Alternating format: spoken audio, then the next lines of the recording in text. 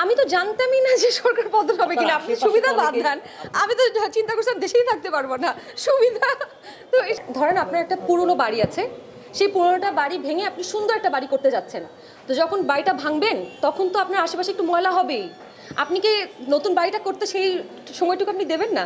So এটা স্বাভাবিক। এটা এখন যদি আপনি, আমি বলবো উই আর ভেরি লাকি, আমরা এখন যে আমাদের দেশটা চালাচ্ছেন ডক্টর মোহাম্মদ ইউনূস, উনি আসলে ওনার একটা সাক্ষাৎ পাওয়ার জন্য মানুষকে, বাইরের দেশের মানুষকে কত হাজার ডলার খরচ করতে আপনারা জানেন, হতো একটা লেকচার দিতে কত টাকা নেয়। সো সেই মানুষটা আমাদের দেশ চালাচ্ছে, এটা তো আমাদের ভাগ্যের বিষয়। ওনাকে যদি ঠান্ডা মাথায় আমরা একটু হেল্প করি, আমার মনে হয় আমাদের দেশটা কয়দিনের মধ্যে অনেক প্রোগ্রেস করবে। সো একটু ধৈর্য ধরি আমরা। আর আমার মনে হয় আমাদের ওই যে আমরা বড় গলায় বলি না দেশের জন্য কাজ করি, দেশের জন্য, ইটস নেভার লাইক দ্যাট। এটা আমাদের রেসপন্সিবিলিটি, এটা নিয়ে খুব ব্র্যাক করার কিছু নাই, এটা নিয়ে খুব দাম্ভিকতা দেখানোর কিছু নাই যে আমি দেশপ্রেমিক।